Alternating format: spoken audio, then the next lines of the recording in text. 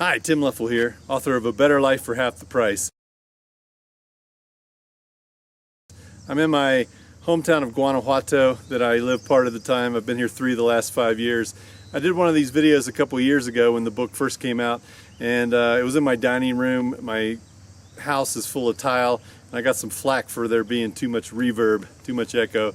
But it's hard to find a quiet place in Mexico, so we're in the hills here above the city, and not too crazy here. So I just want to talk a little bit about what it costs these days in central Mexico. I'm making this at the end of June 2016, and man oh man is it cheap here now.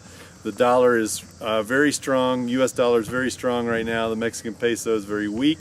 So the combination of that is creating a once in a lifetime opportunity to really live it up. I don't know if this is going to last forever, but for now it's around 18.5 to the dollar. So it is extremely cheap here. I just went and paid a bunch of bills yesterday. My electric bill was basically about $9, and the worst it's been over the last 12 months was $18. My water bill is 101 pesos this last time, which is about $7 these days. The worst it has been $16. The most expensive bill I have is my internet, which is 349 pesos. These days that's a shade less than 20 bucks. So for all of these I went in and prepaid 8 months of bills so that I'm covered for a while. Living is easy here. Most people I know that have an apartment are paying somewhere between $300 and $600 a month. You can see some videos on my YouTube channel where you can see some people's actual places where they're paying about that amount, usually around $500, 2 or 3 bedroom houses. And so just do a search on my channel and you'll see those. We paid $800 when we rented the first time we came, but that was for 2 side-by-side apartments, each 2 bedrooms, all utilities included, internet included, everything, water. And one of those I used for my office and for a guest apartment, basically, because we had a lot of people coming to see us, visitors. So then when we bought a place, we ended up buying a 4-bedroom, 2-bath house for $85,000 when the exchange rate was much lower, around 12 to the dollar.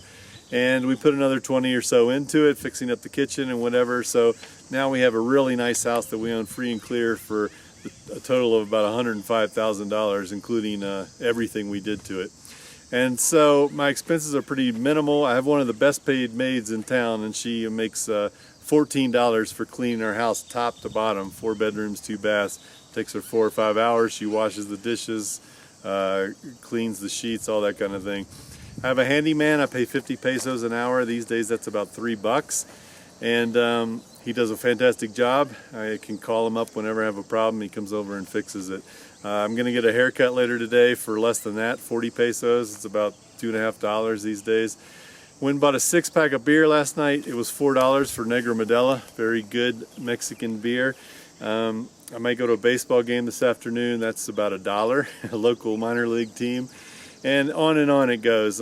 If I go to the market and go shopping, I'm going to spend $10 or $15 and have more than I can carry. If I spend more than 15 bucks, I need to have some help to bring it back with me. Almost any fruit that's in season is going to be about $1 a kilo or less.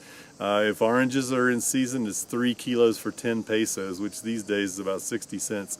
It's ridiculously cheap to buy fruit and vegetables here, and they're good. They're not shipped in from around the world. They're actually ripe, so you don't have that situation where you get rubbery tomatoes that taste terrible. And we can eat out as much as we want here and not have to break the bank. If we go out for a simple meal, it'll be $2 or $3. That's a set meal with soup and a main course and some rice and beans. Or if we go to a nice place, it might cost us $5 or $6 each. If we go to the best restaurant in town, we might pay $30 each with a couple drinks or a bottle of wine. It's really hard to spend more than $100 for 2 here unless you just go nuts and order like 5 courses and dessert and drink a whole lot. So life's pretty good. You can get symphony tickets for $5. You can get most cultural performance tickets for about $3. And so it does not cost much for entertainment, does not cost much to get around. A taxi's $2 or $3. A local bus is about 30 cents. So that's central Mexico. You're not going to pay those kind of rates if you're in Puerto Vallarta or Playa del Carmen, because those are tourist traps. They're beach resorts. The people that live there are paying what tourists pay for the most part. It's hard to get away from it. But if you come to central Mexico, the prices you're paying are basically what Mexicans pay and what they can afford. So it's extremely affordable here. And here's the great thing, there are way cheaper places than Mexico. All these prices I'm giving you would be even less if you went to Cambodia or Nicaragua, rural Peru, Bolivia, Ecuador. Many places in Southeast Asia are less than this, especially when you're talking about going out to eat. So don't take this as gospel as being what you'll spend necessarily if you go to a cheaper place. This is what it costs in Mexico, which is right on our doorstep in the US, easy to get to from Canada. And those are the prices here. If you want to spend even less, you can spend even less. But it's very easy here for a single person to get by on $1,000 a month. Very easy for a couple to get by on $1,500 to $2,000. And when I say get by, I mean having a really good life, having a comfortable life. We spent here around $2,100 a month for everything as a family of 3, including my daughter's private schooling, which was about $280 a month. And that's just what we spend on rent in Tampa, Florida when we live in the US. So basically what we spend on rent in Florida is what we spend for everything here. So that is indeed a better life for half the price or less.